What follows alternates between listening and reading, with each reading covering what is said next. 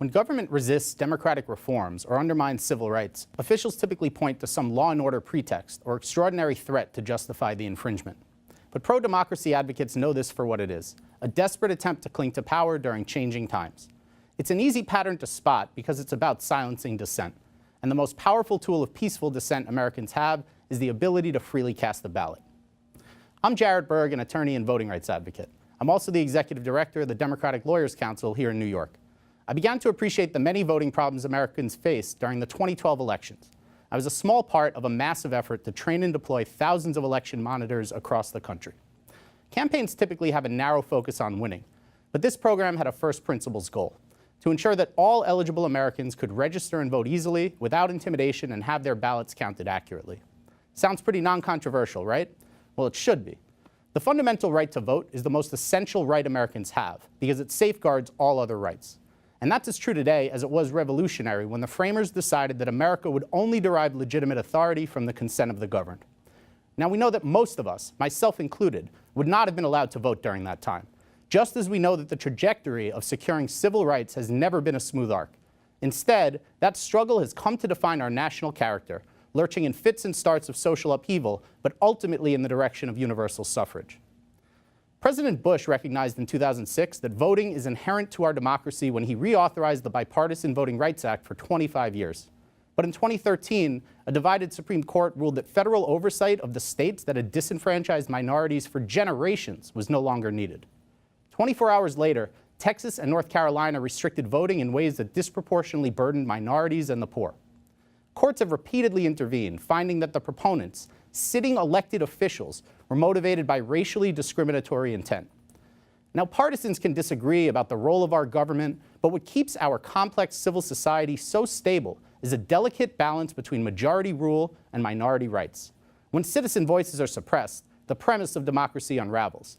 So for me, that's what makes the systematic assault on voting rights so dangerously anti-American. It is also what makes the fight to vote so important today. Now, here in New York, we have different challenges, but for thousands of disenfranchised voters, the result is the same. At every stage in the process, our rules make it difficult for busy New Yorkers to participate. Only when policymakers appreciate that voting is a fundamental right will they be forced to provide adequate due process so New Yorkers have meaningful opportunities for its exercise. Without that, all this lofty civil rights talk rings pretty hollow.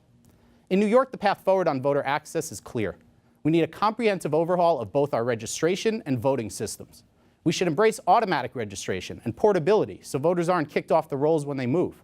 Our registration deadline should be as close to the election as possible instead of more than 3 weeks out, and we should quickly adopt a system of one-stop registration and voting. Since we require voters to register, it's only fair that they be able to do so on the Board of Elections website. Modernizing registration keeps voter rolls accurate, eliminating the sloppy kind of snail mail purges that affected thousands of Brooklyn voters in 2016.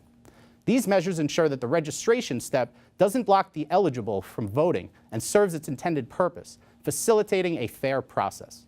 When it comes to actual balloting, the key is convenience. We should replace our single election day with an election period that includes weekends. Vote centers would provide busy New Yorkers with location options, and absentee voting should be made available to all. Until then, we should work with Uber, TLC, and Access-a-Ride to ensure access for the elderly, the disabled, and the poor. New York should also consolidate our separate state and federal primaries to focus voter turnout, and Albany could use the tens of millions in savings to enact these needed reforms. So what are we doing about it? To get there, groups like NYDLC need to take a multi-pronged, rights-based approach that combines fieldwork, advocacy, coalition building, and impact litigation. During elections, we field hundreds of monitors trained to save lost votes by helping eligible voters navigate local rules and avoid intimidation. But we also need to go beyond reacting to recurring access issues one voter at a time. That's just the final stage of a whack-a-mole cycle of infringed rights, one that we must firmly disrupt. So we need citizens to be vigilant beyond election season. We should scale up the many Albany pro-voter days that now occur each year, and continue to diversify our coalition beyond civil rights advocates. We also need to empower our neighbors to be active citizens and root out the apathy. It takes a village, a continuously engaged village, to effectively protect the interests of that village. So we should expand civic education and know your rights workshops.